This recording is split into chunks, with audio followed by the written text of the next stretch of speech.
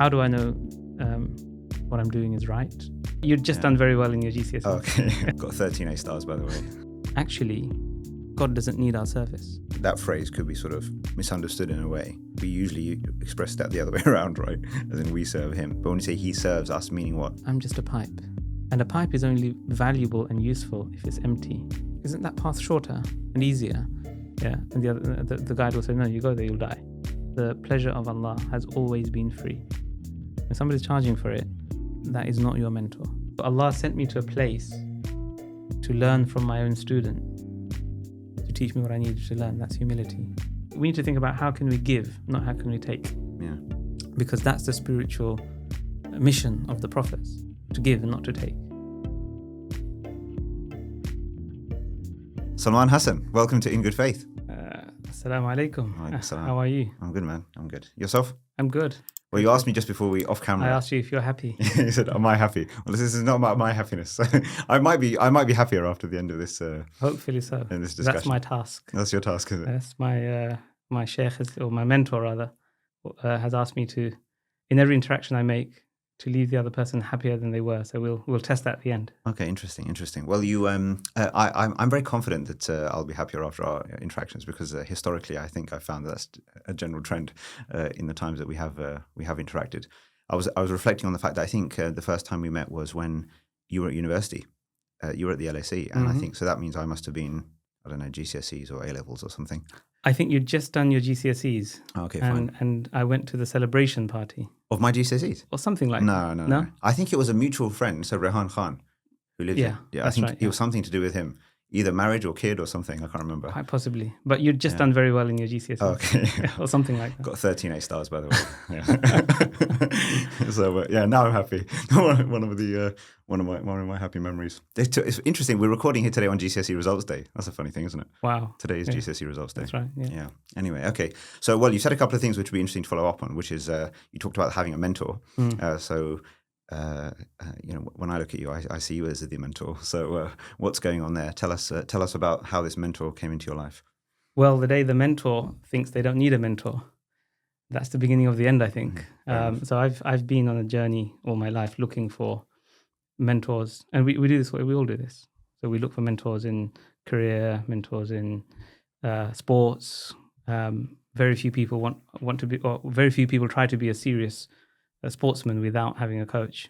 Absolutely. And yet the most important journey of our life, which is the journey to the pleasure of Allah, we often try to DIY it. We try to do home gym on our spirituality, which is okay. I mean, you'll get some success, but if you're really serious and you want to be an athlete in your spirituality, then you're better off getting a mentor, but a mentor who's grounded and connected to the tradition. So is the one that you referred to just now, is that somebody who's been in your sort of, you had a relationship with them for a while? It's been more recent? Because I know we spoke a couple of months back just as we were exploring the ideas for this particular conversation. And then one of the things that you said is that and I think you've posted about it publicly as well, that you had quite a transformative sort of retreat experience at the end of last year. And you're not the kind of guy who I would normally associate with using words like, this changed my life. You know, like there are some people that everything's changing their life, but you seem to be quite, generally you're understated, serious, very, very thoughtful, intelligent kind of person. So when you say, okay, this has changed my life, I personally at least would take that with a greater deal of seriousness than maybe if others might say. Yeah, I'm one of those guys. I've had a relatively flat curve. So, you see me 10 years later, pretty much the same over most of my life. I'm sort of late 40s now. Yeah. And then my curve just sort of goes like this in the last 9 months. Okay, so tell and is the mentor thing related to this latest? Okay, absolutely. Fine. So take us through the story. There's a whole sort of paradigm shift in everything. Yeah. In everything. That's the easiest way to put it. Okay, well, I'm just going to sit back and listen. So you tell us what's so from happened. a young age, as you know, I've pursued knowledge. And I saw knowledge as being outward knowledge. So that's knowledge of Sharia. So I trained as a lawyer. I graduated in law, did the bar, and then I ran away from the London rat race, went to Damascus, studied Sharia. I did Takhasus Sharia. What is Takhasus Sharia? It's just a special. It's a second degree in Islamic law. Yeah, put very simply. I know it sounds grand if you say Takhasus Sharia. If you say anything Arabic, I'm going to try and get you to translate. Okay, yeah. I'm going to demystify it. Yeah. Sorry if it sounds like I'm being sort of grandiose about it. It's a very simple second degree in law, but it's a different legal tradition, Islamic law. So I did that in Damascus, came back, and then I just carried on pursuing knowledge, specialized in Islamic finance, joined an English law firm, worked in Islamic finance here in London and Dubai. But throughout that time, I felt a deep sense of emptiness and, dare I say, hypocrisy. I just didn't feel that my outward persona, especially what people thought I was, concorded with my internal state. And that ate me up. That's eaten me up for decades. Really? Yeah. And in a kind of consistent way? Or would it be sort of that you wouldn't be aware of it for periods of a time and something would happen that would then trigger it in a deep way? Like, how would you sort of describe how you'd feel this?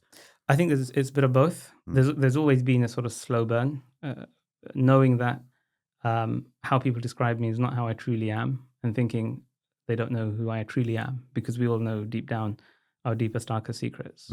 So there's that. And then there would be events in my life where something would crash. Let me give you a very quick example. I was on a Saturday morning preparing to go somewhere with my family. And like a typical man, I got myself ready. And then I got on a phone call with my friends, while my wife is getting herself ready and 3 kids ready. So she's getting 4 people ready. And I'm sitting there feeling happy with myself that I've got only myself ready and I'm on time. I'm not the one who's late. So my wife came down and she said, we're late because of you. And I was on the phone with my friends. There were like 3 or 4 of them on a group call.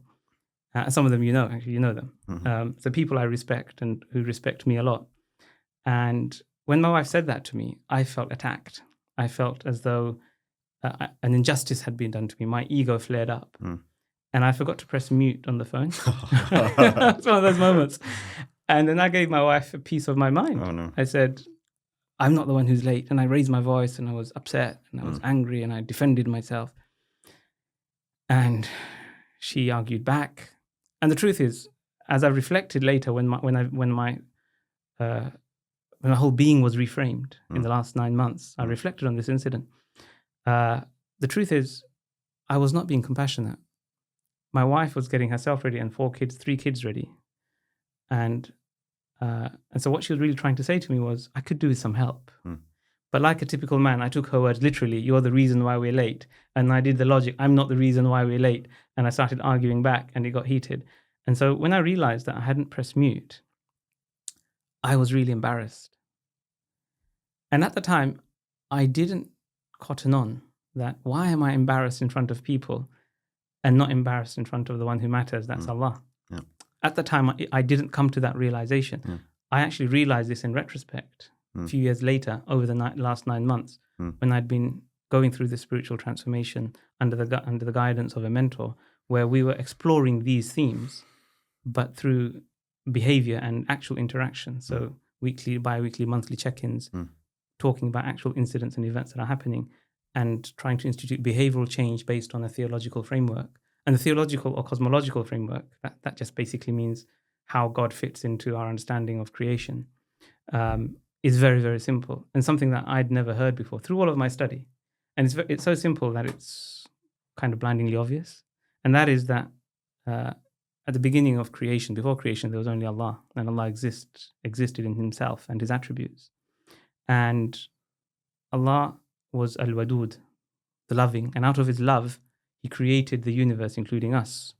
And then out of his love, the most loving thing he could do was to share himself with us. Because that's the most immense, beautiful thing that could happen to creation, to have the opportunity to know God. And not only that, he shared within us the ability to reflect his own attributes. So just as God is merciful, we can also be merciful. God is loving, we can be loving. And so our ethics are actually simply the enactment of us reflecting Allah's attributes in our daily lives. Whereas before I thought ethics was like a philosophical endeavor. You have to sort of scratch around, go through various primary sources and create a framework of ethics based on Quran and Hadith as a human endeavor. But actually you can stop doing that, because ethics is not a human endeavor. Ethics is the human reflecting the divine in their character. And that's the meaning of Rabbani. I've heard the word Rabbani meaning godly so many times. I never understood it in this framework. So now every single mundane thing in my life has tremendous meaning because my ethics connect directly up to my God. Interesting, yeah. Okay, there's a lot that came into my mind off the back of what you said. But just so trace it back though. So, like, for example, you gave an example of that particular incident. So maybe there were other kind of similar incidents that maybe to a degree at the time you felt this kind of thing. You said it was eating away at you for a long time. And then, so prior to this kind of retreat that you kind of, just tell us more about this retreat and how you came across it and what happened. So what happened was, so again, as I said, I consider myself to be a faulty, foible human being. We all are. We're all sinful. Join the club. Yeah. We're all part of the same club. Yeah. Everybody welcome to the club. Right. So, and this bifurcation in my personality, which I was tremendously uncomfortable with, and searched all my life for someone who could help me with it, but probably didn't have the courage to be vulnerable and transparent, open with anybody. So I'd find people who probably could have helped me. Because of my own inhibitions, I didn't go out and get that help. And I just carried on living this sort of, I wouldn't say it's as extreme as Jekyll and Hyde. That's pretty extreme. But, it's a spectrum. It's a range of behavior where I have a different persona outside. So, and my wife had been saying this to me for years. And she'd hint to me, she'd say, look, Salman, you don't have a teacher. You don't have a teacher anymore. Because I studied Islamic sciences in my 20s. And then I stopped having a teacher and thought that I've got all the tools I need.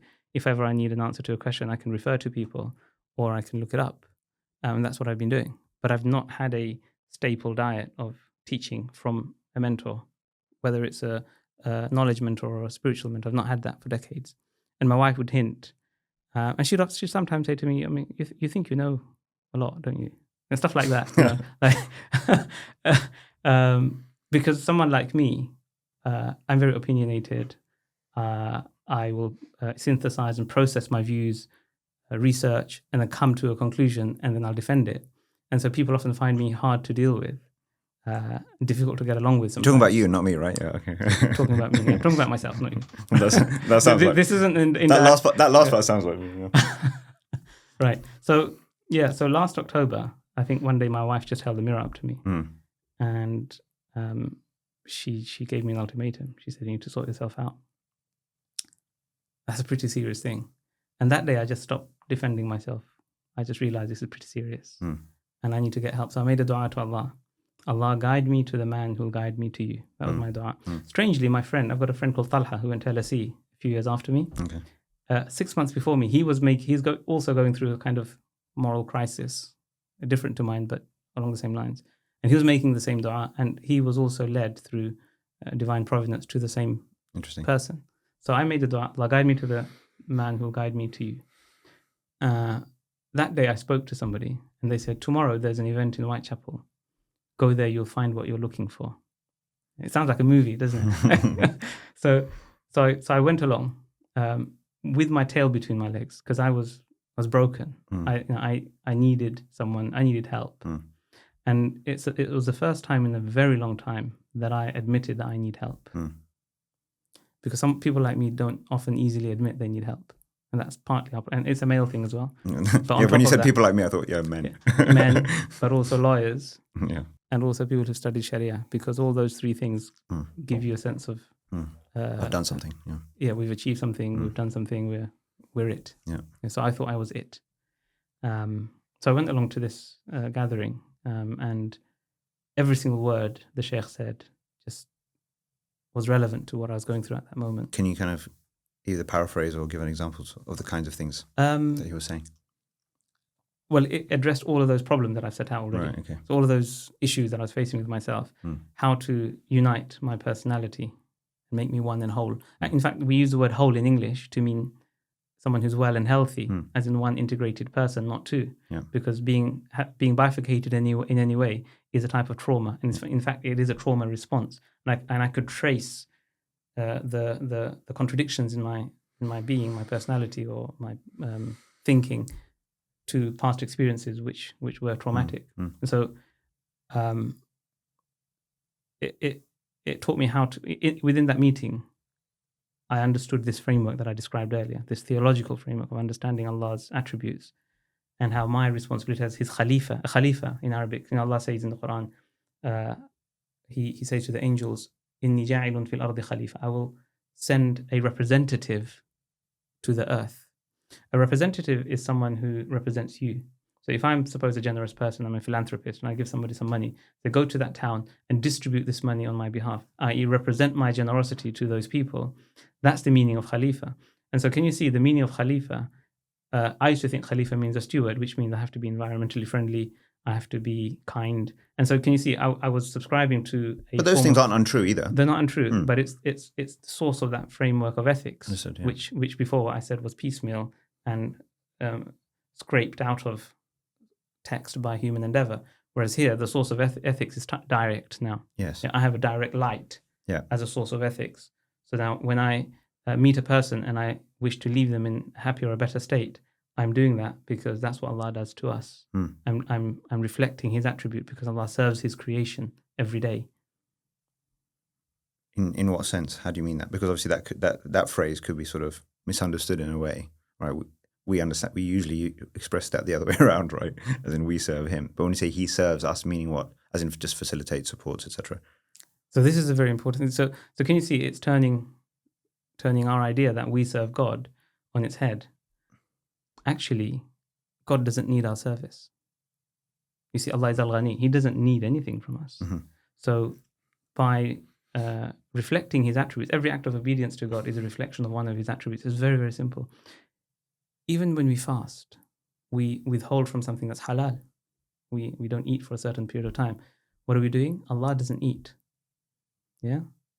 La yut'am, He's not fed. It's in the Quran, right? Yut'imu wa la yut'am. He feeds and He's not fed. So when we refrain from food, what are we doing? We're being godly. We're reflecting His attribute of not eating. When we wake up and stay awake to pray, we are depriving ourselves of sleep. La ta'khudhuhu sinatun wa la nawm. He does not sleep. Yeah? Does not become drowsy. So we are reflecting His attribute in every single thing we do. I've got a beautiful example that came to my mind a couple of weeks ago, which is what is the meaning of knowing God? Because I used to think this idea of ma'rifah, we call it ma'rifah in Islamic tradition, a type of knowledge of experiential knowledge of God. Or gnosis, they often translate it as. With a silent G, whereas in English it's a silent K. But it's the same with knowing. Yeah. So knowing God, what does it mean to know God? And I used to think that to get there, it's some sort of esoteric science where you have to sit at home or in a cave for 10 hours a day and meditate, and then one day a bolt of lightning will hit you, and that's called gnosis. And then you've got it. Is that what you're waiting for all this time? That's what I was waiting for. Yeah. And then you're enlightened. Mm-hmm. That's what I thought it was, and I thought it's unreachable. You know, these are the stories, the legends of the past, the greats, the Sahaba, the great Gnostics of the past, Abdul Qadir al-Jilani and Mu'inuddin Chishti. You hear about these people, and people read their books, and you think that's unreachable. A lot of people think it's unreachable. Sure. And all my life, I had this sense of loss and despair that I want to be a friend of God, but it's unreachable. How do I get there? I can read about it. I can read a description of what it looks like when you're there, although that's a bit like describing honey. You don't really know. Sure. But nobody's giving me a methodology, a program, of how to get from where I am now, my sinful self, and I'm still committing sins, how I get rid of my sins and purify myself, and then enlighten myself and get there. And it's not about meditating and sitting in the cave. It's actually very, very simple. It's about converting the mundane into the amazing. It's effortless. So what was the story, sorry, or the example? So the story is, see, I've got 3 daughters. Do you have daughters? Yeah, 3 as well. Oh, 3 as well. Yeah. MashaAllah. Parallels. Oh, but also a boy at the bottom of the pile. MashaAllah. He's got 3 lovely sisters to bring him up. Yeah. How old are they? So 12, 10, and then 5, 4. Okay. So mine's are 17, 15, and 9. Okay. And so your girls are old enough for you to have experienced your girls sitting down making a card for you. Mm-hmm. Yeah. Especially girls do this. Yeah. So what they'll do is they'll take a piece of white paper out of your printer, right? And then they'll get their coloring pens and they'll draw you and they'll draw them holding hands. They'll draw a rainbow, they'll draw the house, draw flowers, and their daddy's the best daddy in the world. I love you, daddy. And then they'll make this with a lot of love and care. And it's the best piece of work that a 7-year-old, 8-year-old, 9-year-old can do, right? And they come and give that to you. and you receive that and you're totally delighted. Mm. You are so amazed and delighted and grateful to your child. And yet your child used paper that you gave them, used pens that you gave them, wearing clothes you gave them, eating food and energy that you gave them, coming into the earth through birth that you gave them. And they give you a fraction of that back. And it's not a work of art. It's very imperfect. The coloring is all over the place. There's places where they forgot to color. There's blanks. Yeah, ghafla. Yeah? Absence. Yeah. There's places where they cross the line. And yet, you receive that as a father with absolute delight and gratitude. This is the meaning of Allah sharing His attribute with us, with you and me as fathers, of ash-shakur, of the one who is grateful. To even Allah. I think appreciative. I like that translation. Yeah, appreciative. Yeah, Allah is appreciative and grateful. Yeah. So Allah. So when we do salah, we give back to Allah 5 minutes out of the day He gave us, using the life He gave us, the breath He gave us, the energy that He gave us, the time that He gave us. We give Him back 5 minutes of that, and it's not perfect. It's not a work of art. There's absent-mindedness. Sometimes there's whole blanks. We don't even remember parts of our prayer. And we might only just remember Him at the beginning and once in the middle and once at the end. And there are times where we cross the line, or we had intrusive thoughts or even evil thoughts. And yet at the end of that, Allah is so grateful to receive that from us because we tried. And so Allah has enabled me as a father to know Him as ash-shakur, the one who is appreciative, by making me appreciative of my child when my child gives me something back that I gave my child, even though it's imperfect. Yep. And so this is the meaning of gnosis. Gnosis means knowledge, knowing through relationship. This is the key thing. And that's what I've learned in the last 9 months. I'd heard so many times before, but because it just didn't click, and it didn't click experientially. I knew it as knowledge, but not as experience. And so now that mundane experience of receiving a card from my child is a tremendously spiritual moment because it connects me directly to God. Yeah. So can you see how behavior and ethics now is so directly linked to Allah's attributes? Yeah. So all day, all I'd think about is which attribute of Allah am I seeing now? Because when you see that, so it's seeing creation, which are ayat, signs. Those are the effects of Allah's actions, and Allah's actions are drawn from His attributes, and His attributes are part of His essence, His self, His that, right? So that chain connects us directly up to God. So how creation can connect with the Creator. That's gnosis. And now everything in my life is totally different. And I asked you at the beginning, are you happy? And that's what I meant by happiness, because that makes you tremendously happy. Absolutely. Nothing phases you anymore. Yeah, no, that's true. You have this tremendous spiritual strength with which you can face anything, not because you can, but because now you're empty.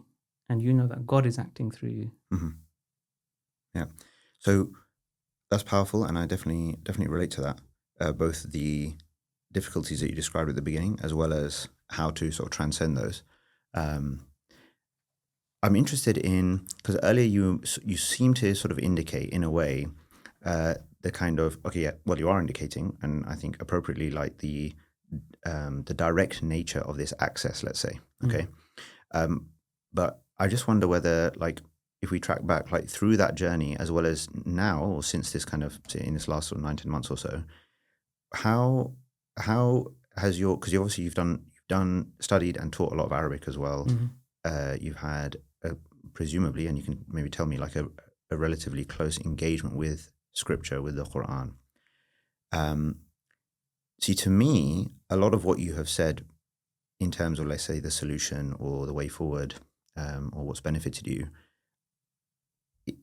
to me feels very palpable through the scripture. Like, it's all there actually. Like, it's being, and interestingly, because you mentioned this idea of being Rabbani, being godly, the only time that word is mentioned in the scripture itself is كُونُوا رَبَّانِيِّينَ بِمَا كُنْتُمْ تُعَلِّمُونَ الْكِتَابَ وَبِمَا كُنْتُمْ تَدْرُسُونَ. It links directly being godly as a result of the teaching and the studying of scripture, right?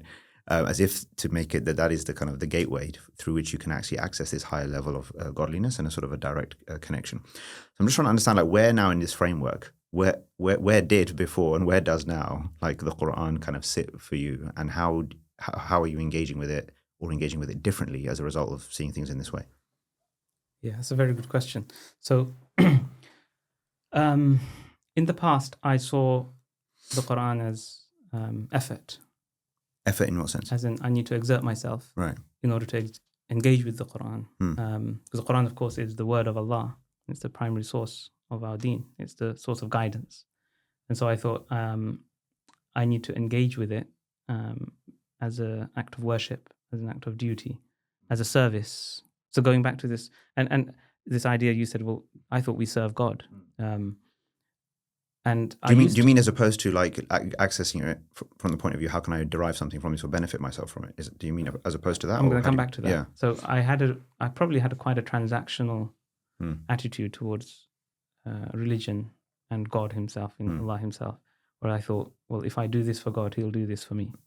Right? And did you have a sense of that, like as in He'll do this for me now or He'll do this for me later? Because whenever. Whenever. Because for most people, the transactional thing is more in relation to like otherworldly kind of. No, even in the dunya. Yeah, and God is so merciful and just and caring that even if you do things with a transactional mentality, He still gives. Because His mercy extends to everything, including to the devil. Because Allah says, وَسِعَتْ رَحْمَتِي كُلَّ شَيْءٍ. And the devil is something, his creation, he's created. Kulla shay in Arabic means everything, and the devil is a thing. So literally, God's mercy extends even to the devil. So much so that when the devil disobeyed God, and the devil had ma'rifah, by the way, he knew God, because you know when to ask, if you know someone, you know when to ask them a question to get what you want, right? Because that's relationship. That's what we mean by knowledge, or that type of knowledge, ma'rifah. So when Shaitan disobeyed God and didn't prostrate to Adam, he knew that if I ask God to allow me to live until the day of judgment, He'll give me. So he asked. You see, so that mercy, that's a type of mercy. So he's a recipient of God's mercy. But what we really want to achieve is God's love, because God's love doesn't extend to everything. Yeah, Allah doesn't love the oppressors. You see, so there are specific instances where Allah says He does not love certain categories of people. That love, that hubb, doesn't extend to everybody. So our objective in life is to achieve that love. And the way we achieve that love is by allowing ourselves to be loved by God. And I think before I probably didn't allow myself to be loved. I had a certain self-hatred might be an extreme word. Yeah, self-loathing, self-deprecation. Feeling I'm not good enough to be in the presence of God because of my faulty nature and my sins. And that created a tremendous sense of despair. And in Arabic, we call this qunut, or despair. Yeah. And Allah commands us, "La taqnatu min rahmatillah." Don't despair of the mercy of Allah. You see? So, and that transactionality has totally gone now. Because now it's totally relational. Yeah. And through that ethical and theological framework. And so I think my interaction with everything religious or divine before was framed in a transactional way. And it's very subtle. So you meet many people who will do something because it has reward. This sort of reward culture in our vocabulary is rife. Everything is done to get something back. And that's totally reframed, because that's the ultimate insincerity. That's what Iblis wanted. He didn't want dunya. He wanted spiritual status. He wanted nubuwah. Allah didn't give it to him. Allah actually wanted to elevate him higher by giving him a mentor. This is going back to the point of mentor, where Shaitan was an abid. He worshipped Allah for thousands of years. He was a mujahid. He strove in the cause of Allah and fought against his enemies. He was a alim. He was a scholar. He had tremendous knowledge of realities. He was a arif. He knew God. He had a relationship with Him. He was elevated from earth into Jannah. It's very rare. So he had he had a great career. In career terms, in the real sense of things, he had a great career. But what ultimately showed was that he was not sincere. He didn't have what we call ikhlas, which is that he wanted to get something back. He said, I did all of this, and now I deserve this. That entitlement, transactionality. And so framing it in that story, because that story has tremendous lessons for everything in our life. In fact, our way of living is all encapsulated in that story of Adam and the devil. All right. So going back to how Allah wanted to elevate him by giving him someone who'd guide him, a mentor, because the Quran says it's a guide. Yeah. But at the beginning of the Quran, in Surah Al-Fatiha, is the secret of how you can unlock that guidance. Because Surah Al-Fatiha, the Fatiha actually means the key. The key unlocks the guidance. That's why it's called Al-Fatiha, the opener, right? So in Surah Al-Fatiha, there's a prayer. The purpose of Surah Al-Fatiha is Ihdina as-sirata al-mustaqim. Guide us, right? And then the rest of the Quran is the answer to that prayer. It's the guidance, yeah? So Allah says, teaching us, Ihdina as-sirata al-mustaqim. Guide us along the straight path. And then you'd expect, with my previous framework on, with my previous hat on, like a year ago, I would have then expected to hear Sirat al-Quran wa Sunnah. Yeah? The path of the Quran and the Sunnah of the Prophet. That's what you'd expect, because that's what we think we need to follow. You asked me about what was my relationship with the Quran and the Hadith. That was my relationship. I saw it as transactional, right? But actually, here it doesn't say that. It says Sirat al-ladhina an'amta alayhim, the path of those whom you have given ni'mah.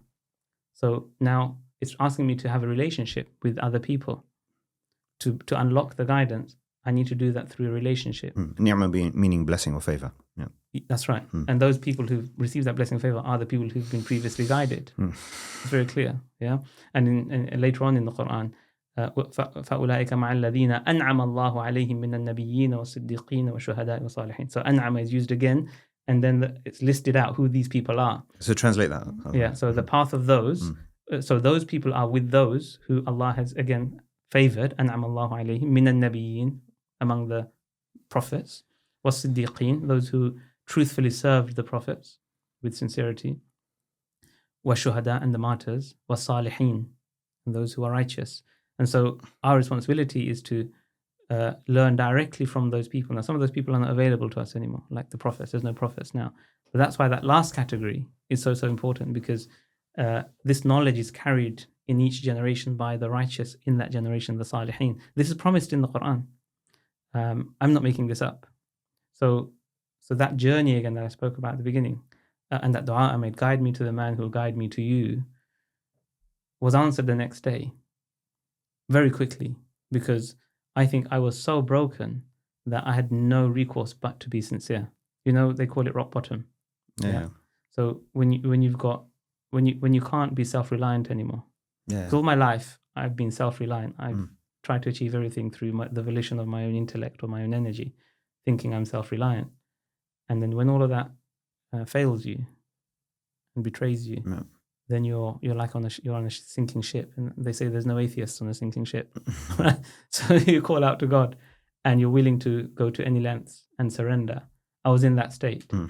And I think because I was in that state, the dua was answered immediately. Yeah, I had my own profound experience of that was when I was trying to get out of like finance and stuff, and I was looking for like avenues to kind of get out and looking at different options, and things weren't really opening up, and I wasn't really kind of feeling that I wasn't sure where the opportunity would come, essentially, right? And then I think that was the purest kind of thing I've ever exclaimed. To like, I remember just saying, like it was a very pure kind of request to kind of find me a way out, and then literally again, like the same next day, things started to shift significantly. So yeah, there is definitely something about that kind of, how they say, like almost how babies ask. Exactly. Those are the thoughts in my mind. Yeah, the innocence of a child. Yeah, but it's just like, no, but meaning they were like, the level of need and insistence kind of, expressed basically. So yeah. Okay. Yeah. All right. So, but just to get it into a nutshell, just on this issue of the way in which you are maybe differently engaging with the Quran now, like, is the way that you reflect on all of the same verses that you read before presumably striking you differently, or not? I don't know. Like, how are you sort of, what does that look like for you?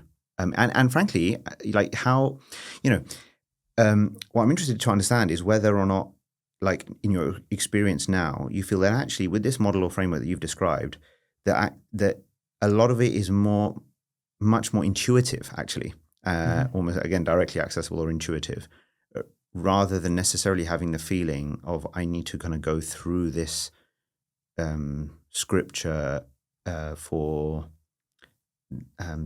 this foundation, to get my foundations in place. Mm-hmm. So I'm not really clear on where you are with that. Like what does that look like now, and where do you see its place in your inputs? Let's say. Okay, so before I used to think, right, what is my project? Everything in my life was a project, right? So my project was I need to finish memorizing the Quran, and I haven't finished yet, for whatever reason. Shame on you.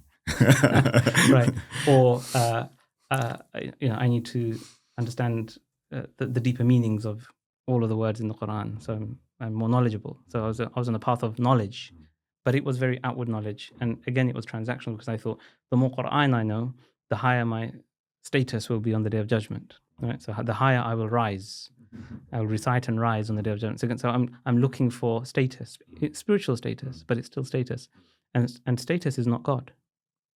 Yeah, if I'm seeking friendship with God, and that's my objective, friendship with God isn't God Himself. Yeah, because then if I feel I'm not getting that friendship, then position basically. Position, yeah, status, rank, right? So now I'm engaging with the Quran because the Quran is the kalam of Allah, and Allah's kalam is one of His attributes. It's Himself. So we believe the Quran is the uncreated word of Allah. So it's again going back to this idea of Allah created creation with love. He so loved us, kind of sounding a bit Christian now, right? And we don't say He gave His only begotten Son, right? We say He gave us His word. But interestingly, of course, in the Quran, Jesus is the kalam of Allah as well. That's right. As is so they often say that the equivalent for it's not that Muhammad, peace be upon him, is the equivalent of Jesus for us. It's almost like that the scripture itself is the equivalent of Jesus for the Christians in the way it's kind of with a key difference. Yeah, sure. With that they've deified. Yeah, of course. Jesus. Yeah. We don't but even chronically, yeah, he's still the word of God essentially. That's right. Yeah. Although we don't deify the physical manifestation of it. So we don't take the book and say this is okay a personification of God. Yeah. So the implication for how you then relate to it now? Yeah. So now it's now become relational. So now I'm not on a race to finish memorizing the Quran or finish learning the meanings of various words or trying to achieve rank with it. I'm trying to discover myself inside the Quran. Yeah. And this is an amazing way to look at the Quran. The Quran describes every single personality. Absolutely. Yeah. And so one of the tasks that my Shaykh gave us is look for yourself in the Quran and in those stories, in the examples, in the parables. Look for yourself and you'll find different aspects of yourself. So you'll find the bits of yourself you need to correct. You'll find your talents. Yeah. Because Allah says that everybody acts upon their shakila. Yeah. يَعْمَلُ عَلَى شَاكِلَتِهِ shakila. And the meaning of shakila is your proclivities, how Allah created you, your personality, you're born with.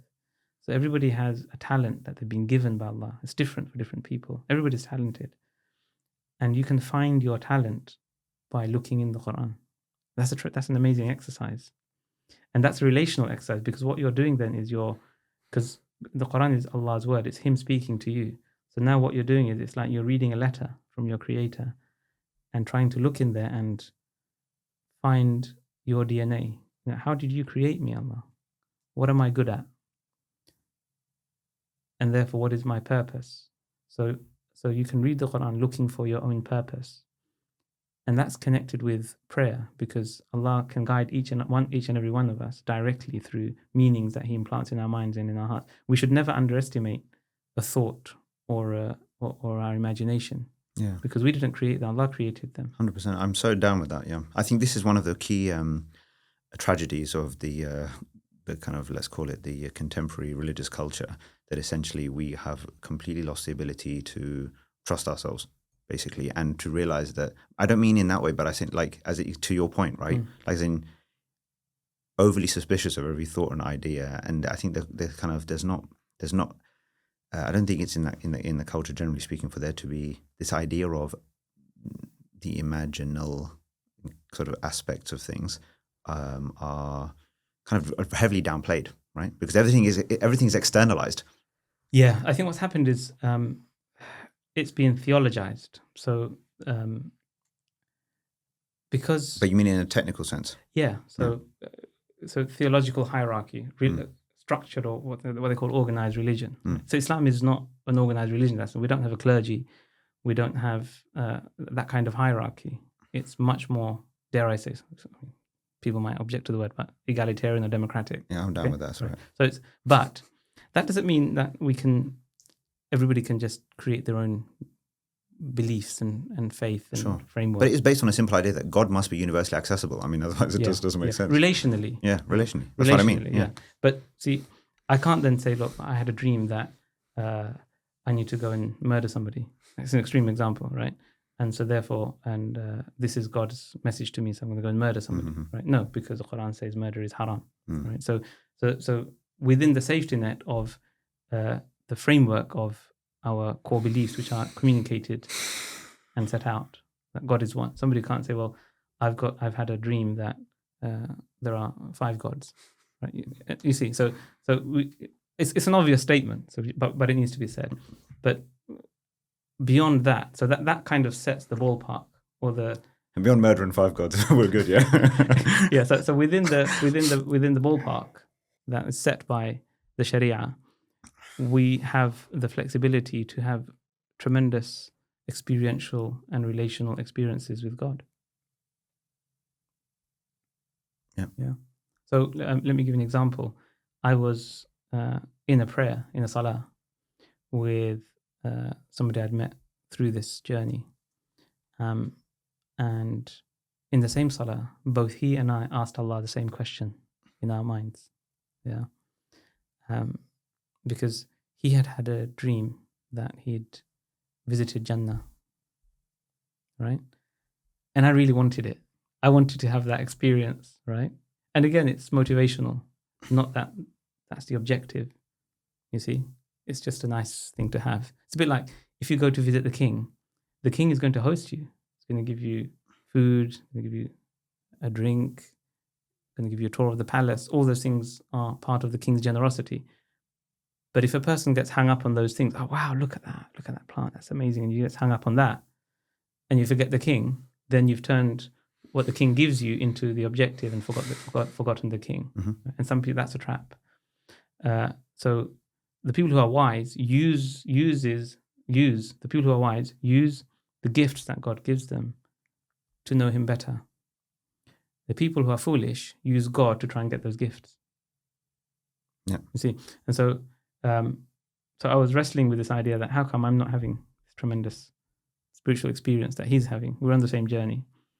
And so in the prayer, he had a experience where in the prayer, he's at the gates of Jannah while awake. This is an experience while he's awake. He has a vision that he's at the gates of paradise, but he's not allowed in. And so he asks, why can't I go in?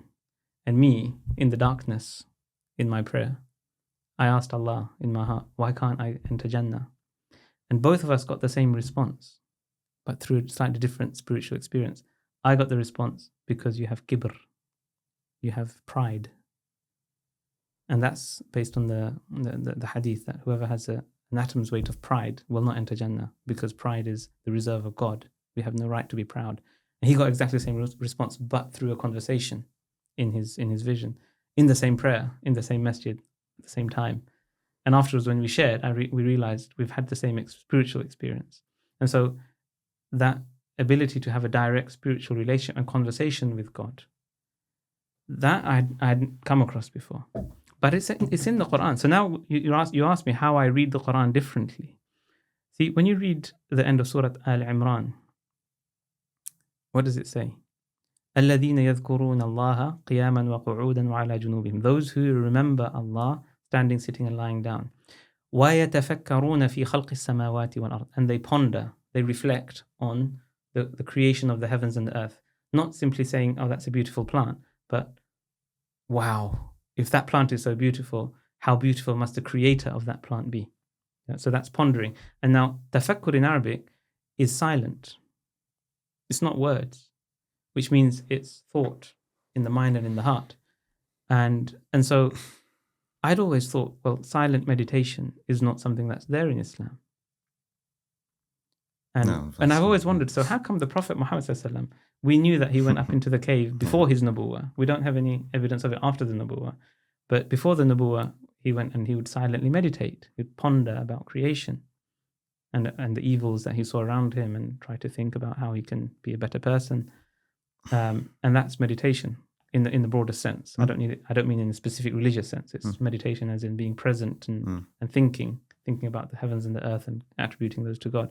So this is tafakkur. وَيَتَفَكَّرُونَ فِي خَلْقِ السَّمَاوَاتِ وَالْأَرْضِ.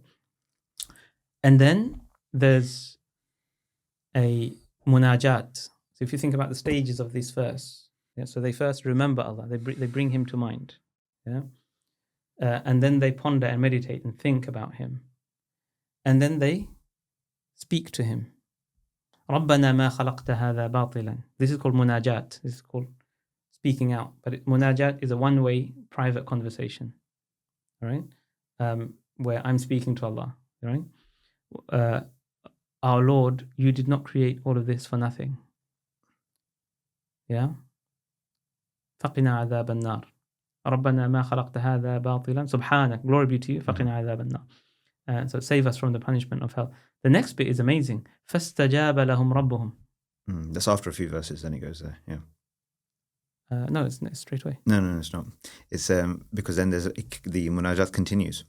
Sorry, have I missed something? Go on. No, there's a few verses there. So then it says, like, then our Lord, رَبَّنَا إِنَّا سَمِعْنَا مُنَادٍ يُنَادِي لِلْإِيمَانِ أَنْ آمِنُوا بِرَبِّكُمْ فَآمَنَّا. Yes. So there's like, we followed, so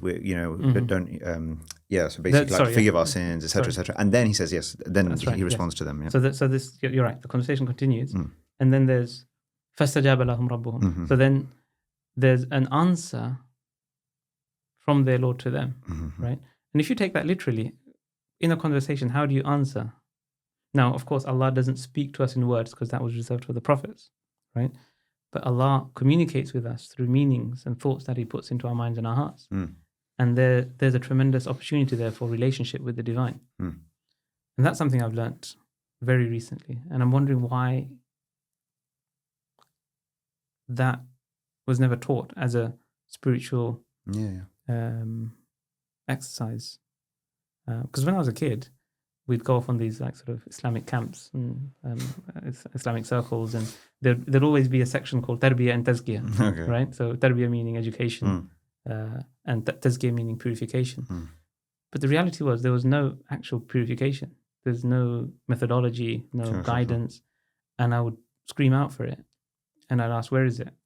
And it doesn't get out. And they'd just say, "Well, try to have khushu in your salah, try to concentrate in your prayer, try to be there."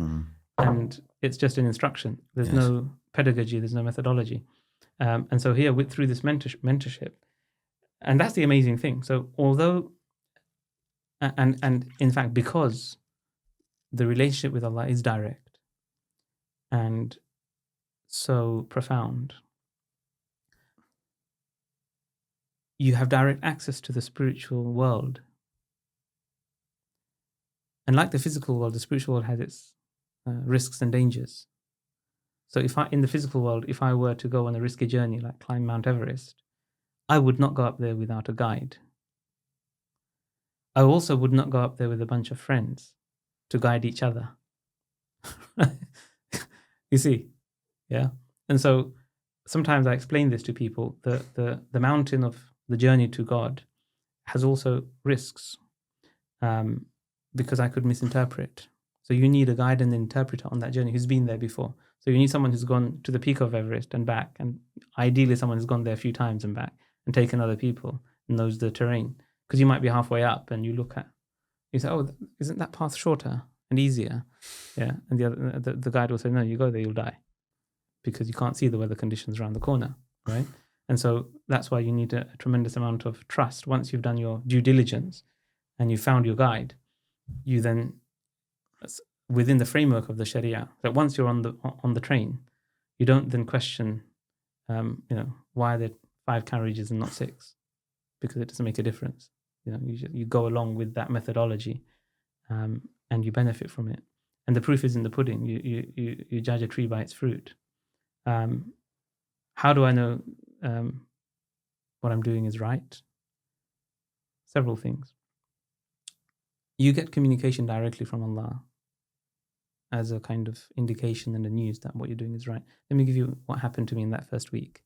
So that Wednesday, I went to this gathering, and the person who was teaching happened to be an Arabic student of mine who studied at my institute 20 years earlier, and now he'd become an imam and a sheikh.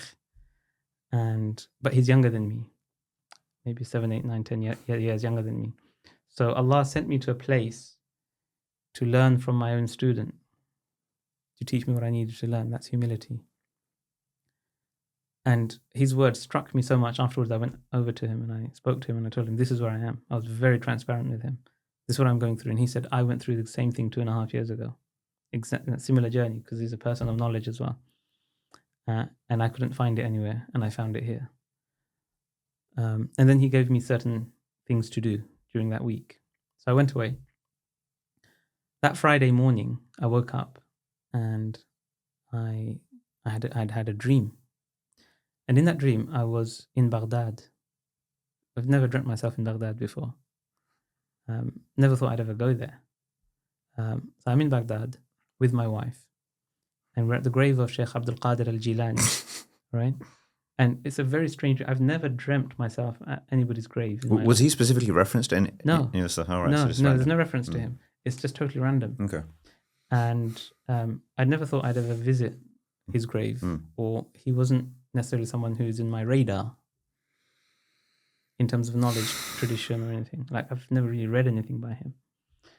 But I'm just at his grave, and my wife sits down and she starts doing her azkar. So she sits on the carpet and she's remembering Allah. And I know that I have to go off and do something. I have a job to do, an errand. And my wife says, go and do your thing and come back. And that was it. That's the end of the dream. And so I thought, wow, what is this? So I have a friend who's got a sheikh who interprets dreams in the USA. So I sent him my dream, and he wrote back saying, this is, the meaning of this is that you should emulate the akhlaq, the character and behavior of this great sheikh, this luminary of Islamic history. Because Sheikh Abdul Qadir Jilani was the sheikh of the mashayikh of Baghdad of his time. He was a master of the inward and the outward sciences.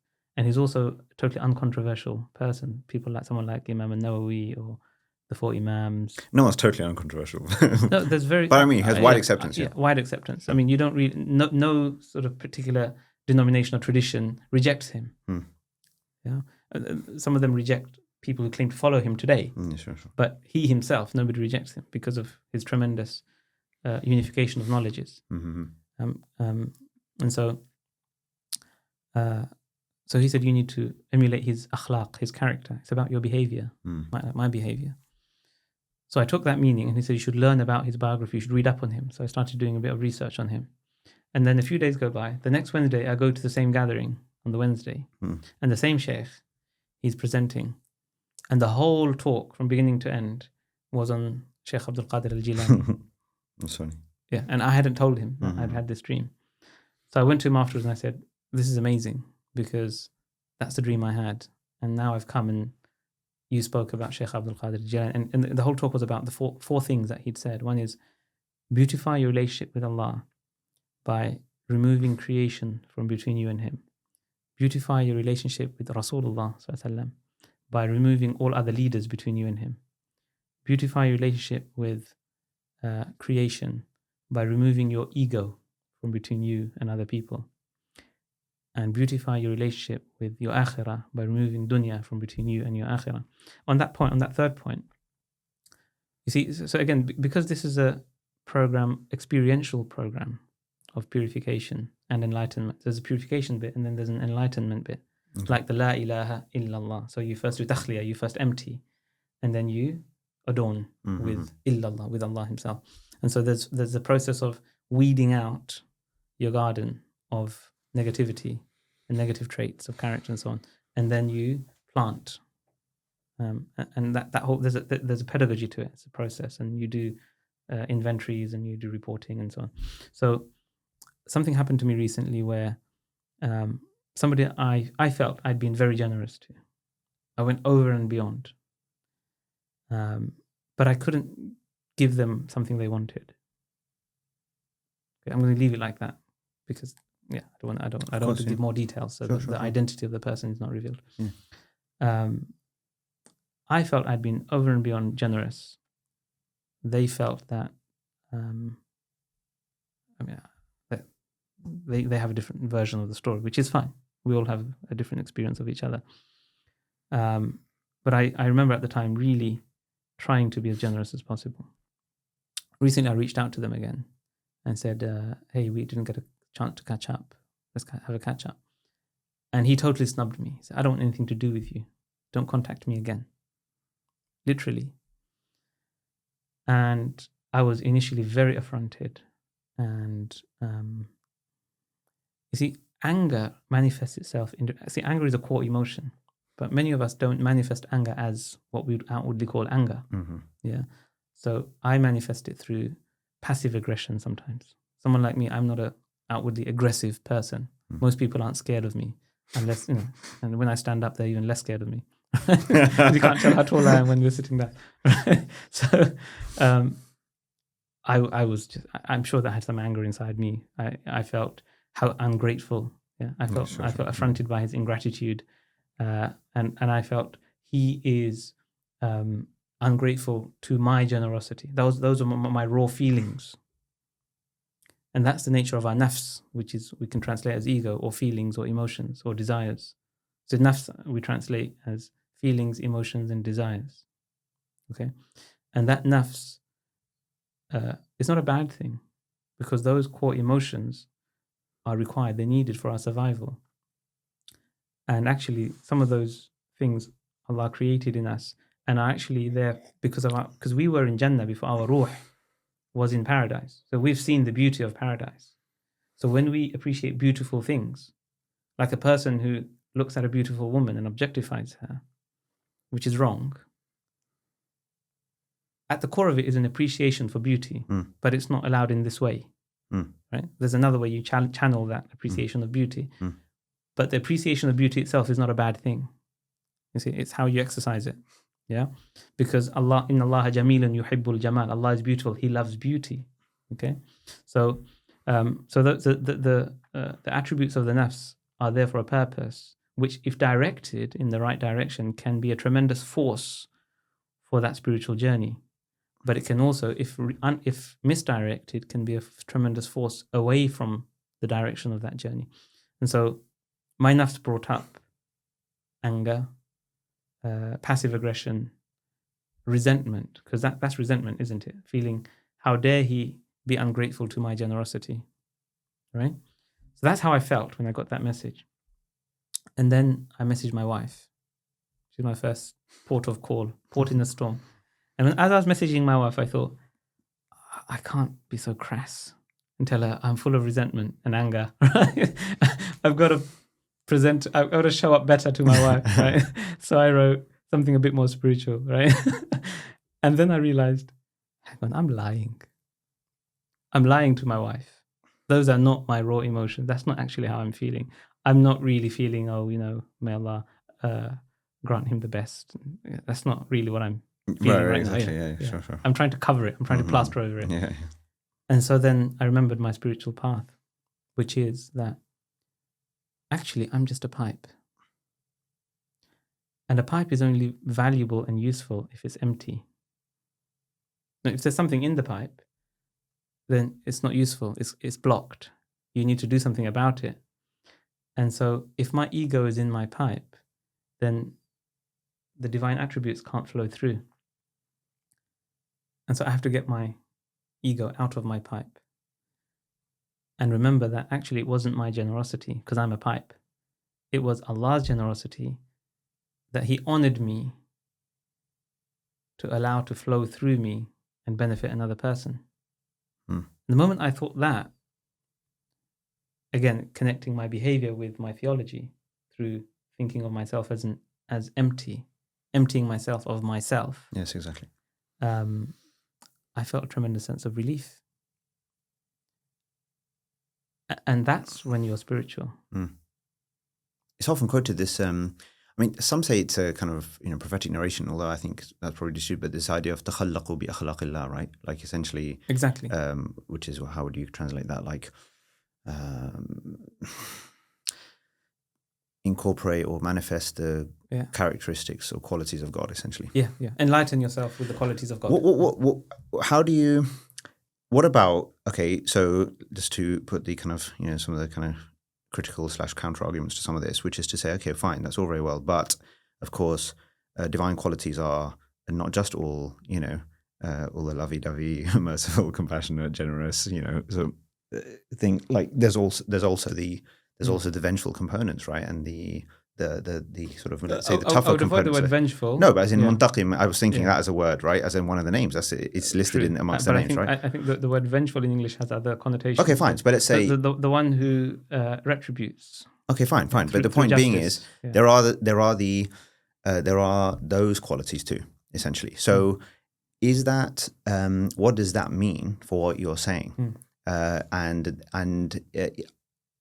Is it a matter of no? It's only certain ones of these characteristics that we're supposed to kind of channel, if you want to say, or is it that no, there is a place for a righteous kind of retribution, a righteous kind of even anger, if you want to say, because even though it's not a quality in that sense, but it is a there's a notion of divine anger, right? Divine displeasure, et cetera. So how do you kind of think about that?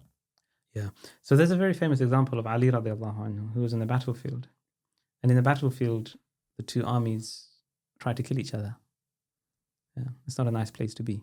Yeah. But it happens for whatever reason, right? And I'm not going to go into this idea of what's a just war and what's not.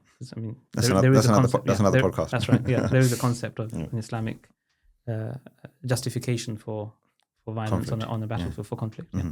But when you're in the battlefield, the two sides are trying to kill each other.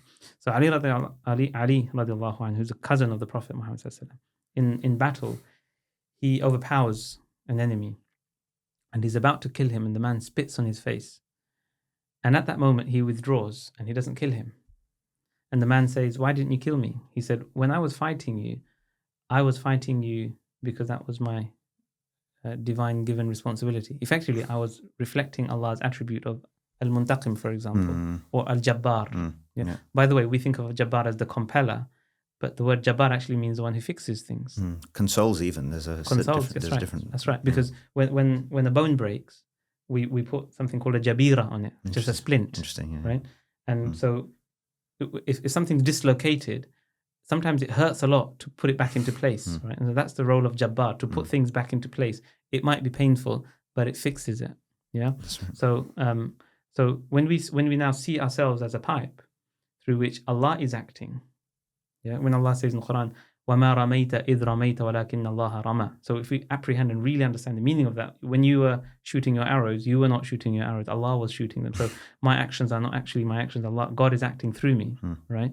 So when I think of it like that and I'm empty of myself, it resolves that problem, you see. So finish the Ali story. Yeah, so he withdraws and the man is shocked. He says, why didn't you kill me? And what does he say? He says, when I was fighting you before, I was fighting you for the sake of Allah. But when you spat on me, I was afraid that I might kill you out of personal vengeance, out of my own ego. I'd be self-serving. And because of that, he didn't kill him. So that is a tremendous example of the difference. So the action can be the same. Not every action is necessarily going to make someone else happier, right? So at the beginning, we talked about, my objective here is to make you happy, right? But if I'm an employer and I have to make somebody redundant because I have no choice, that act isn't going to necessarily make that person happy. In that moment, they might feel very unhappy. In fact, they might feel traumatized. Not much I can do about it. But in that moment, I have to do that thing, right? But I have to make sure that when I do it without serving myself and serving my. But that's ego. tough, right? Because the capacity for self-deception there is massive, right? The possibility, the possibility of somebody thinking that they're channeling some goodness, but actually causing all sorts of problems in the way, or thinking that they're channeling a tougher divine quality, and then thinking they do it in the name of God. You know what I mean? Like it's kind of. So, I gave him peace of my mind, but it was good for him, right?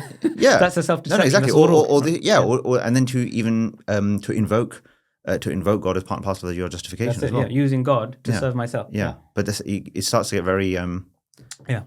Exactly. Being able to. So this is where the journey is fraught. Yeah. And this is where you need a mentor. It's in situations like this. Because a lot of the time you might not need a mentor because the answers are easy. It's when the answers are hard. But is there a particular question or a reflective kind of question that a person can pose to themselves in situations like that, where they kind of, where people just really feel like, I'm not sure why I did that really, actually, you know, like I kind of said, like you were saying, you know, get a sense check from another person who you trust and who you can be vulnerable with. It's very important. So let's just get to that. Maybe first of all, you know, the particular mentor that is with you, I mean, is that someone you're happy to name or you're not? Who? The person who's supporting you at the moment. I can name him if you want to know. Yeah, go for it. Yeah. So his name is Sheikh Harun. Okay, like, do we get a surname? So he's my mentor. Do we get a surname? Was just Harun? Harun Ahmed. I think that's his name. And so this retreat program is something that he just participates. So he organizes. he's a senior student of the Sheikh. The Sheikh's name is Ahmed Dabbagh. Okay. Based in Manchester. Okay, fine. And then this is like he runs regular retreats like this. He runs retreats. He does. So there are retreats of various different types, or different types of people with different needs. Different problems come through. Different problems. Yeah. But what's really remarkable is the spiritual mentorship. So the senior students, the Sheikh has mentored senior students for 20 years, 25 years. Sure. They mentor mid-level students. They mentor junior students. Fine. And so you get a spiritual mentorship program, which is one-to-one and totally free. And is there any kind of, is there any specific type of, I mean, lots of these types of things, typically they claim some sort of particular lineage or an order of some sort. Is this framed in those terms or not? So the Sheikh does have a lineage going back to the Prophet ﷺ. Okay. So it has Isnad. And Isnad is a very, very important tradition within Islamic sciences. Every science has an Isnad. Sure. So this, as one of the Islamic sciences, has Isnad as well. Fine. Okay. And fine. All right. So and the reason why I just asked that was just, well, first because I think people would be interested in it, and if they want to check it out, then they can check it out. Yeah. The other thing then in relation to that would be, I mean, you've said it anyway, which is, you know, have a mentor, essentially, or mentor or mentors. But how would you sort of summarize what a person is looking for precisely? Because our ability to truly, it's hard enough, like you said, knowing ourselves, knowing the reality of anybody else. Yeah. And obviously anybody else may have like their own, whilst they're doing whatever they're doing, you know, they're having their own kind of stuff going on, right? Everyone's still figuring it out at some level. Yeah. So what advice do you give to people in terms of what qualities are they actually looking for in order to be able to? In a mentor. Yeah. Yeah. And is that how do you characterize that? Like, you know, I personally have always been very skeptical of hierarchies. So have I. You know, like, and so that was the first and thing that doesn't mean to say, say. but that doesn't mean, but that's not preventing me from benefiting from people. Like I just see people speak. I've drawn on a lot of different influences, and you should, and that's been really beneficial for me. And so, and then just it just so happens that, like, you know, then relationships of trust, they just build naturally. So for me, it's been quite an organic process, and I have people I go to, like when I feel I really need to, you know, but I'm also careful because as you can appreciate, like a lot of people they'll outsource their relationship with God, right, to this person almost.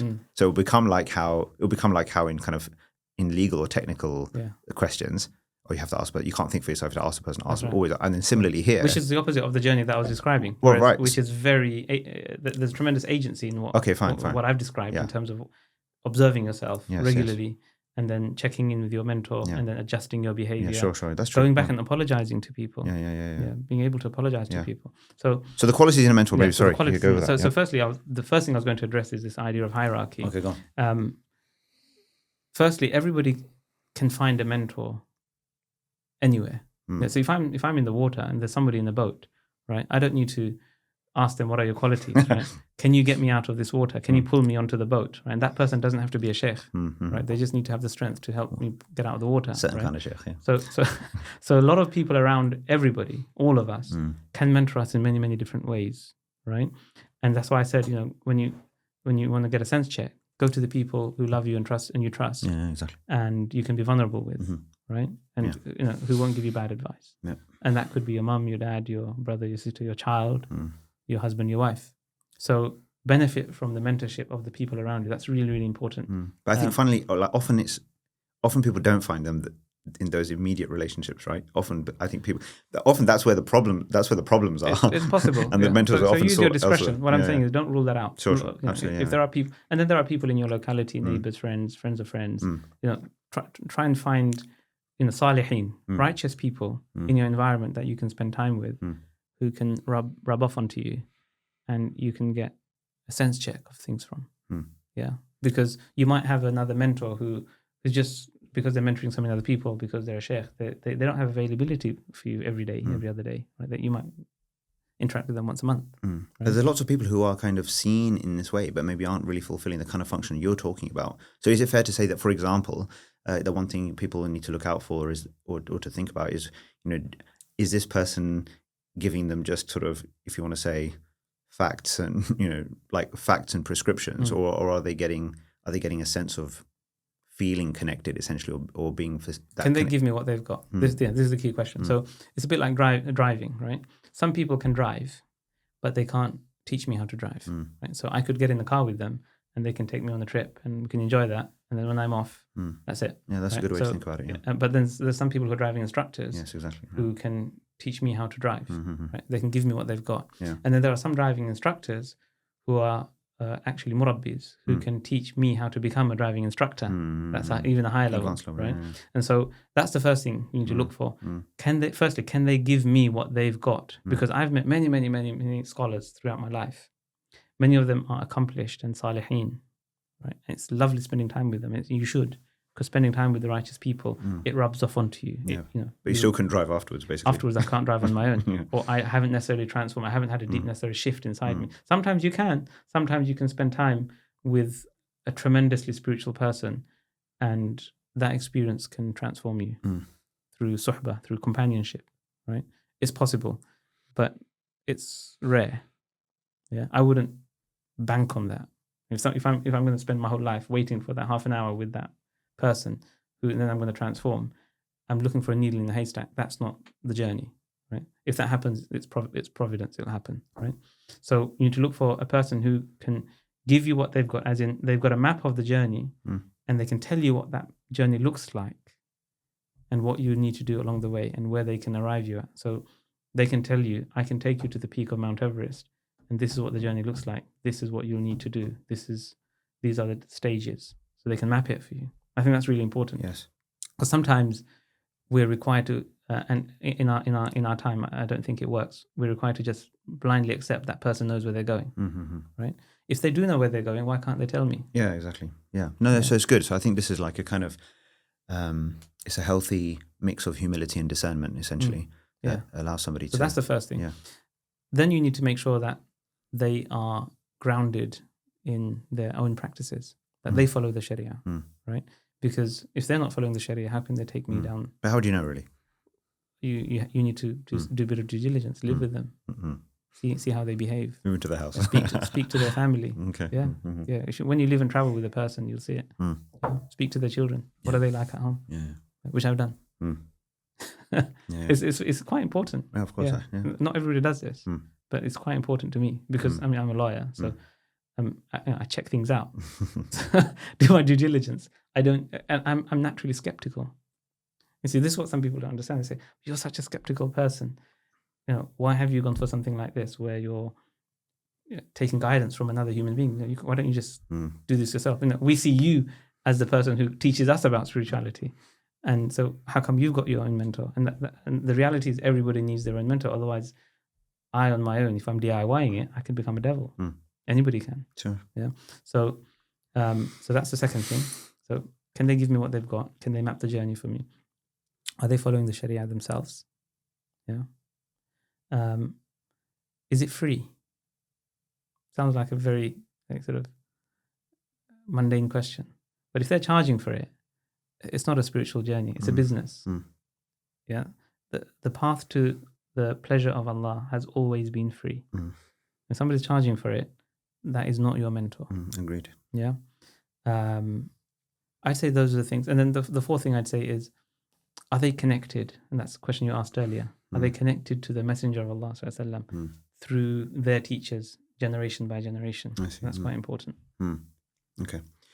Now, what are the implications of all of this for the way in which, let's say, the pathway to connection with the divine is facilitated for people, just generally speaking, right? Because one thing which we discussed briefly before, and obviously you're probably aware is one of my kind of pet peeves is the way that we're very insular and internal in our whole concern, our dialogue, our language, everything, reference points, the whole lot. Yes. We're not, and the whole point about this is that it is a universally accessible proposition, right? And so, what parts of this, what you've just been discussing, generally as well as specifically, do you think are as it's currently being understood and taught and everything else, is really being done in a way that's mindful of the same needs for connection amongst people just out there generally? Yeah. It seems to me that, I don't know, I'm not commenting on this one specifically, but just generally speaking, like we don't have that concern, and I just wonder whether you think, for example, could this, what would be for me super compelling, right, or what would be a great litmus test would be whether this same project and group of individuals that you've described would be equally able to handle anyone that came off the street, essentially. Yeah. Right. Yeah. That's a very good question. Yeah, and I think that's a really important. So, what is your thinking on that? And they have actually. Okay, great. So they've delivered this framework to non-Muslims in a general ethical framework. Yep. So even people who don't believe in God, they framed it as, what is your purpose? Yeah. So our purpose is God, right? Their purpose might not be God. It might be happiness, right? Or whatever purpose people have. So finding your purpose and then connecting your behavior to your purpose. So they've done these workshops with non-Muslims with tremendous outcomes. And do they do that? Yeah. And is that with a view of, because that's an interesting one. And I don't know, what do you think about the fact that because I've always felt uncomfortable with this idea of, okay, like, we'll do the God thing, right, amongst ourselves, but then for those, like, isn't the point being for elsewhere? Some people that purpose is a higher power. Right? So no, help that's them right. To find that's their right. Purpose in something external to themselves. Sure. But if it's if it's God in other words, okay, fine. But if it's kind of something which is actually lesser than, because we're just not ready to have that kind of conversation, isn't the point that actually you want to be making a more positive? It's not so much just responding to the wants of the people, but actually helping them see, like, responding to their needs they may not necessarily know that want, meaning actually introducing the notion of the divine to them, and then actually facilitating that kind of journey. Yeah, so I guess it depends on which audience you're addressing, because there are vast swathes of the population who are feeling spiritually empty. In fact, there's a great tradition of English people going to North Africa looking for spirituality. There are sort of, if you go to Morocco, there are, and then you study like the last 50 years, you'll see that dozens of English men and women have gone to Morocco and studied with the mashayikh. I mean, famously, that's where Abdullah Qulim. Exactly. That was his journey as well. So there's a tremendous opportunity for that. But those people who are hungry and are going out searching, but if you're going to pull somebody off the road, you need to start at maybe a slightly different place. That's what I was talking about. But you start with what their need is, as you meet people where they are. Sure. Yeah. So if somebody's not looking for God, and you go there and say, I want to help you find God. No, sure. They're not going to respond. Do you see? So and this is the Sunnah. So the Prophet ﷺ always met people where they are, always understood what they're going through, and that's part of his rahmah and compassion, and wisdom. And wisdom. So even with a child whose pet sparrow had died, the Messenger of Allah, the most important human being in the whole of creation, is comforting a child whose pet sparrow has died, saying, "Ya Aba Umayr, ma fa'ala an-nughayr," right? Comforting a child, and you might think, well, I might think I'm too important for this. I've got to change the world. I don't have time to comfort a child. You see, and so you meet people where they are, and then you go on a journey with them, and I think that's the point I was trying to make. But going back to this, what does this framework do to how we identify? Yes, I think it's very important. Yeah, and I think one of the questions you sent me in preparation to this was what I think are the challenges or problems that we face as a community. The thing that I'm really afraid of is that I think we've become a political community and not a spiritual community, which means we engage with each other and with everyone else in the world in a way that's insular, using the term you used earlier, which is how can we interact with them? Firstly, there's an us and them mentality. there's an insularity. Secondly, how can we interact with them to defend ourselves and protect ourselves? Serve our material interest, basically. To survive, Yeah. right? So there's a survival instinct. And there's reasons for it. That's fine. But it's there. But it's dangerous. But secondly, and this is even more pernicious, how can we get a better deal for ourselves Exactly. out of this interaction? Yeah. Yeah. So how can we politic to get a better deal for Muslims? This is the worst possible calamity I agree. that could happen to us. Because, the messengers, they said, إِنَّمَا نُطْعِمُكُمْ لِوَجْهِ اللَّهِ. We feed you. And the word ta'am in the Islamic spiritual tradition is much wider than physical food. It's nourishment of all sorts. Of everything. Yeah. So if people are sad, we can spend time with them and give them comfort. Right? If people are in difficulty, we can give them advice and alleviate their need. Or if they're poor, we can help them financially. So all of this thing is ta'am. Yeah, we only do this for the sake of Allah. Yeah.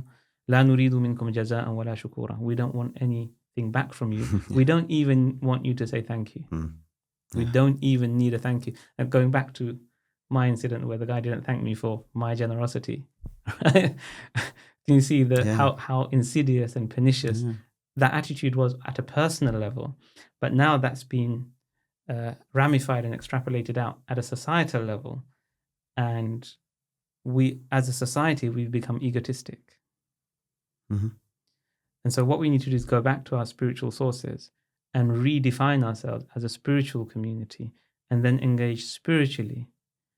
And there's tremendous opportunities for this because society is hungry for what Allah has given us. So if we are pipes, there's benefit and there's mercy that God can channel through us out of His honoring us that can benefit Muslims and non-Muslims equally. Let me give you an example of something that we did as a community a few years ago. So do you remember the floods in the west of London, like Windsor and that area got flooded suddenly a few years ago? And one of the first charities, in fact, maybe the first charity to respond was Muslim Aid. And because of the experience they had with the tsunami out in Malaysia and the Far East, their staff was trained this was for like flood response. This was like a puddle for them. Yeah. That's right. That's right, exactly. So their staff was already trained. They knew what to do. They quickly sourced boats. They turned up and they were rescuing people with their boats. Before the fire brigade turns up, before anybody turns up, Muslim Aid was rescuing people in London. And I remember the scene in the news where there was an old lady who was saying, no one came to help us, only the Muslims came. Muslims came and helped us. Yeah. Thanks to the Muslims. And it was just amazing.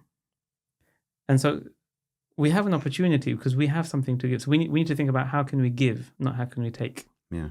Because that's the spiritual mission of the prophets, to give and not to take. So redefine ourselves as a spiritual community, redefine ourselves as giving, not taking. And then that way we'll stop being defensive. And even where in situations we need to defend, for example, if there's policy changes or legal changes that will harm people, we're now doing it as a spiritual act, not as an egotistic, self-serving act. Yeah.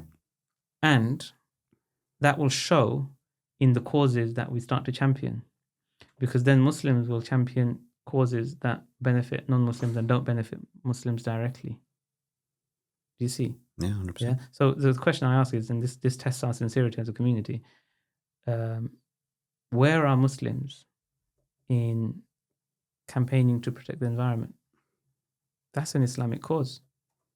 Where are Muslims in campaigning about injustices done to non-Muslims, whether they're in Muslim countries or non-Muslim countries, right? So is there injustice done to non-Muslims in South America? We don't have a clue. Why aren't we interested in this? Because one of the first things the Prophet ﷺ did was before he became officially started his mission as a Nabi. We do believe, of course, he's always been a Nabi from the beginning of his creation, which is in the Hadith.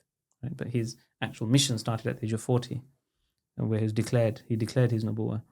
Prior to that, he created an association called Hilf al-Fudul to help anybody, regardless whether Muslim, Christian, Jew. At the time, there were no official Muslims, but there were pagans, Christians, and Jews in the region. To help anybody who was being mistreated within Mecca, that association would go to their aid and help them, because that person had no one in that tribal society. They had no protector. That's the prophetic imperative. I don't think we're really following that. We're looking out for Muslim causes, Muslim defense, Muslim improvement. We're trying to better our own lot, and I think that's a downfall. Yeah, I mean, this is what I'm totally with everything you said. I mean, I think, and I do think that in the, not to get into it, we don't have to get into it too much right now, but I do think this is one of the key reasons. I mean, this is one of the key reasons why I've got a big problem with the Muslim, non-Muslim, even terminology. I think the terminology is not actually authentic and automatically creates the divide. You're automatically defining everybody else as you're not me. That's literally baked into the phrase. That's right. Right. And therefore, it's much more useful just to think about That's it. Right. I mean, there is no Arabic traditionally equivalent. No, we don't traditionally have this concept of ghayrul Muslim. Yeah, exactly. It's just those devoted to God, and then you're just trying to bring that to whoever else. And at the end of the day, it's like exactly for all of the reasons that you've highlighted in different ways. Since we don't know where we stand relative to the divine anyway, we're just trying our best. Yeah. And so actually our assumption should be, if anything, that maybe the ones that we're trying to help, well, they may be in their own way closer. Who knows, right? You know what I mean? Like the divide is based on a kind of the outward propositional declaration of a formula, right? It's not, which is not the basis upon which to divide, right? Or to think about. Now, I can understand why they're at a certain level, socially, politically, that it's not that it doesn't have any relevance whatsoever, but I'm saying it's just not a helpful framing as a starting point. No, of course not. Yeah. Of course not. So I think I would humbly suggest that even to honor your own framework, you need to drop some of those, as in there's different ways of saying the same thing, if you know what I'm trying to say. Teach me. No, I'm just saying. You thought about this more than me. No, but I'm just saying that when you say, even when you're using that Muslim, non-Muslim, and you're saying, and even when you're describing. No, point taken. But have you thought of a different framework for that? Yeah. I mean, I would just say we as people who are trying to, out of, like I've said, you can say it in lots of different ways, but even if we're going to say someone who's trying to be faithful, right? And whoever else, right? Or believer, not yet believer, right? The point, but there's still, in these words, the problem is when we start to think of them, they're not labels of fixed categories. They are descriptions of states. So the problem in a way even is to say and even when you say the phrases that we say, the idea of iman especially, belief, almost everybody understands that as what that means is a propositional belief, a declaration, and then a verbal declaration. And also arrogated with that is a sense of superiority and betterness. Well, exactly. Whereas the hadith says, khayrukum fil jahiliyyah, which means in jahiliyyah there is khayr. Right, exactly. The best of you at that time could be the best. So the best. So khayr means, so there's something. The human component of this is really lost, and so the point being is, I think the categories can be almost transcended. The idea is, it's if you just if we conceive of ourselves simply, okay, we're human beings. We're trying to orient ourselves. We're trying to orient ourselves towards a divine. We're struggling in that. We're on our own journeys, but in the process of trying to do that, we're trying to facilitate that for others too, and exactly as you said, reflect that value in such a way that hopefully illuminates a path, for ourselves and others. Okay. And frankly, there's a whole kind of, I would call it linguistic, even grammatical. I don't mean in a kind of technical sense, but a different grammar, language, framing a lot of these concepts, I think, which would really help. I mean, away from the, it's not that the Arabic, some people need to get the Arabic stuff deeply, fine. But I'm saying in terms of practically how things are taught, conveyed, understood, shared, internalized deeply, I think it's really important to be able to do that in a way that is precisely prophetic, which is to say to do it in the linguistic and cultural mode of the place that you happen to be in. Anyway. I totally agree with that. And and within that, the place for compassion. Absolutely. I think there's a lot to learn for Muslims in how to be more compassionate to everyone and also to animals and the environment. Just generally, yeah. Because what we've done is we've sterilized our religion, As in, I think the mistake is we've turned it into a religion. Yeah, exactly. Yeah, because Islam is not a religion. Yeah. It's If you does say, so if you does say, you translate the say, Yeah. if you say, instead of saying Islam is a religion, just say devotion to God is your way of life, and it is relational. That's right. It's relationship, not religion. And that's much more relatable. Yeah, exactly. And that's what people are hungry and looking for. Exactly, yeah. People are not looking for a religion. Yeah. So it's really strange that we frame Islam, which isn't a religion, as a religion to people who don't want religion.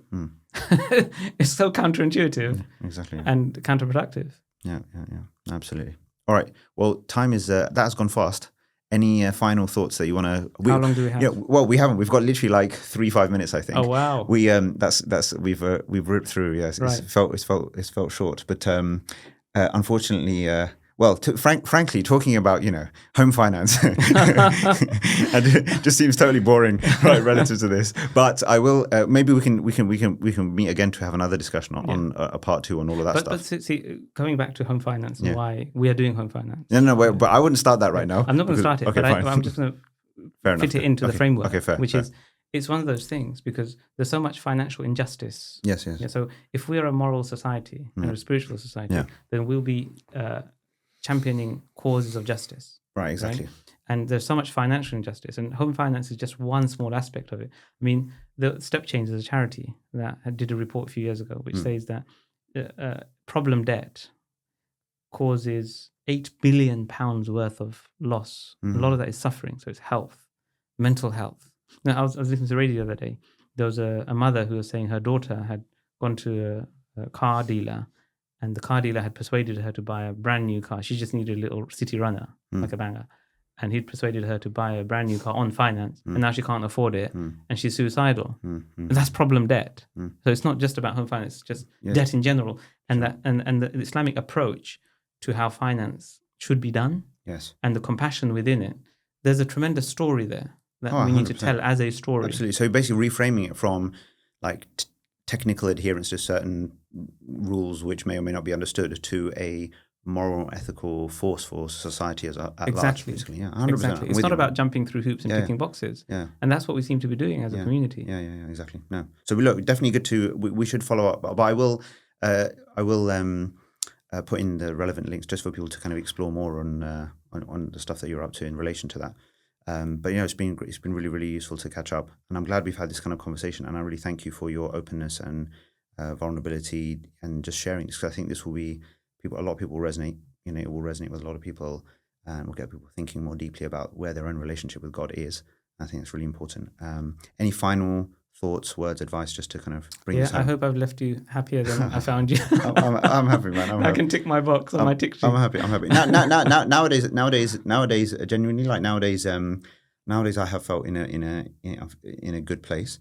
A lot of my personal volatility, a lot of it has kind of related to, I think, just like, for me, what's been a big challenge, like, there's been many, but one challenge, which is over time has been this, in relation to some of those things I've spoken of, like how do we frame and understand things, truth, reality, contextually, relatably, like in that effort of trying to go from something over here, right, centuries ago, right, to trying to look at your current situation and try to distinguish the universal from the particular, right, the necessary from the discretionary, a hierarchy of priorities, all the linguistic and kind of cultural challenges involved. Because my filter is, as much as possible, is people as a whole. Whereas 99% of the internal effort just seems to be kind of just stuck in this internal loop, basically. In that process, that's intellectually and otherwise been quite, at times, very destabilizing, right? To kind of, kind of really sort of frame and understand things. But recently, and currently, I've been I felt in a very kind of in a happy place with regards to that kind of thing. And generally, Good. Yeah. But yes, I am. You have succeeded, my brother. Mashallah. So well done. One thing I always remember is Allah says to the Prophet sallallahu alaihi wasallam, وَمَا أَرْسَلْنَاكَ إِلَّا رَحْمَةً لِلْعَالَمِينَ, not لِلْمُسْلِمِينَ or لِلْمُؤْمِنِينَ. Exactly. So he's a mercy to the whole universe, which means all time and all place, all people. Mm-hmm. I appreciate the conversation. I wish you honestly the very best in your ongoing journey. and I hope to continue benefiting from you myself. And I hope that And other I too. benefit I've from it. benefited a lot from you. No. In fact, I think we need to follow on this conversation about framing and language, use of language. Yes, exactly. 'Cause I think you've done more thinking than this, and I want to learn. No, I appreciate that. All right, good. Well, we'll leave it there. Until next time, take care, my friend. Peace be upon you. Peace be upon you. Assalamu alaikum.